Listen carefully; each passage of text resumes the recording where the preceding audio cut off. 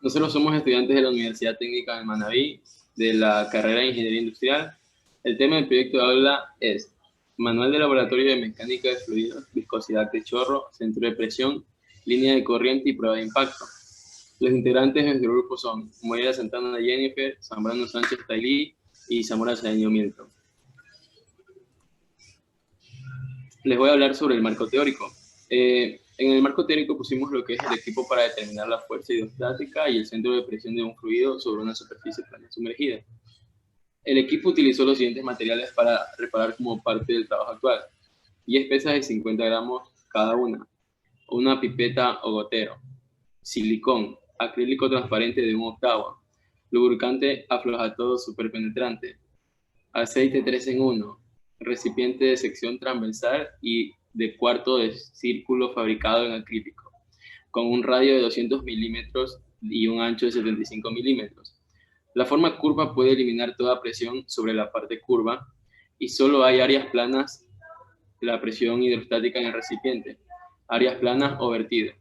La boca está hecha de una base de 75 milímetros y acrílico de 100 milímetros de alto, con un cuarto de círculo que gira en su centro.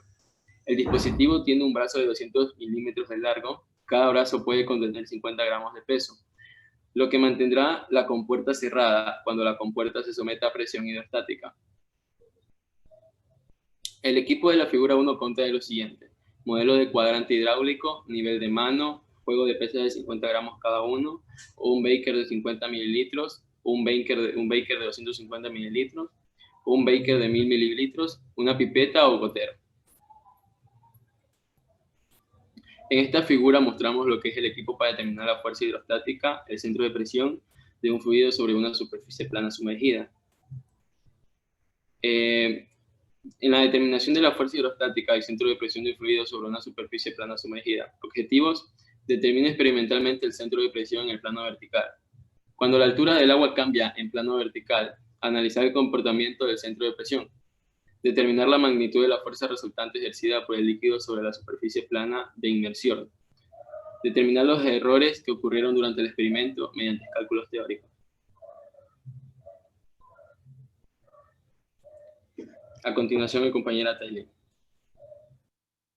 El tema que nosotros hemos elegido de la unidad es presión de un fluido incomprensible sobre una superficie plana, y este es el procedimiento para realizar el ensayo. Generalidades. Para determinar el centro de presión, dos momentos son iguales. Multiplicar el peso por el momento producido por el brazo, que es igual a L a litros de 250 mililitros, y multiplicar la fuerza resultante por el momento producido por el brazo.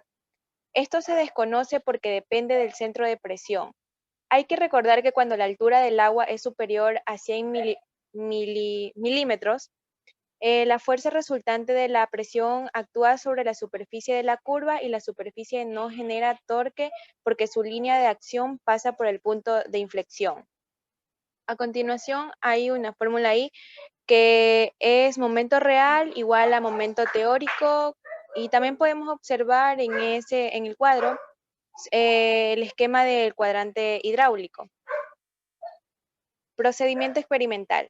Punto A. Utilice un nivel manual para nivelar la plataforma con tornillos ajustables. Punto B. Con un pasador y un tornillo de fijación, ajuste el ángulo de 90 grados con respecto a la horizontal. Punto C. Aflote los dos tornillos de fijación y fije el ángulo requerido con respecto a la vertical. Punto D. Al retirar el brazo, utilice un peso móvil para equilibrar el peso seco del cuadrante y luego preste atención a la altura, que es 200 milímetros. Y punto E, romper el equilibrio del cuadrante hidráulico colocando un soporte de peso con un peso conocido en el extremo del brazo.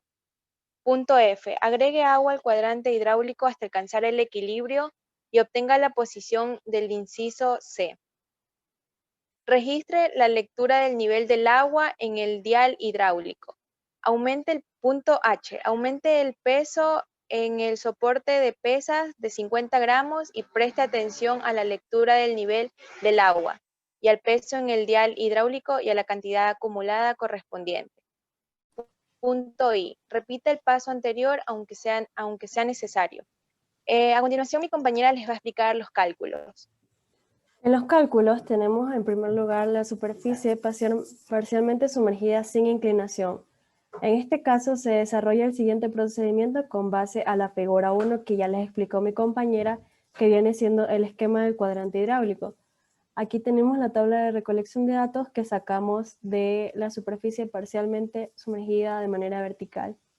Tenemos el peso, la altura 2, la altura 1.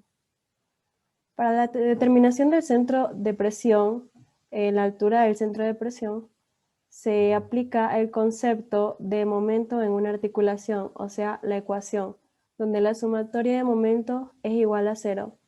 O sea, que peso por litros es igual a fuerza por el brazo, donde la fuerza es igual a la densidad por gravedad de la altura del centro de gravedad por el área. En la altura del centro de gravedad tenemos que es igual a 1 medio por la altura 2 menos la altura 1. Esto, en las alturas reemplazamos que la altura 2 es de 200 menos la altura 1 que es de 137. Nos daría un resultado de 31.5 milímetros. La altura en general sería restando la altura 2 menos la altura 1, que nos daría un resultado de 63 milímetros. En el área sacamos que la altura 2 menos la altura 1 por el área nos daría un resultado de 4.725 milímetros al cuadrado, pero para sacarlos en metros nos quedarían 0.004725 metros al cuadrado. Sustituyendo cada uno de los términos nos quedaría que la fuerza es igual a 1 medio de densidad por gravedad por la altura 2 menos la altura 1 al cuadrado por el área. Reemplazando todos los valores que tenemos en la tabla nos daría que la fuerza es de 1.47 newtons. Sustituyendo la ecuación y despejando B, se obtiene la siguiente expresión. B es igual a 2 por peso por litros sobre densidad por gravedad por la altura 2 menos la altura 1 elevado al cuadrado y por el área.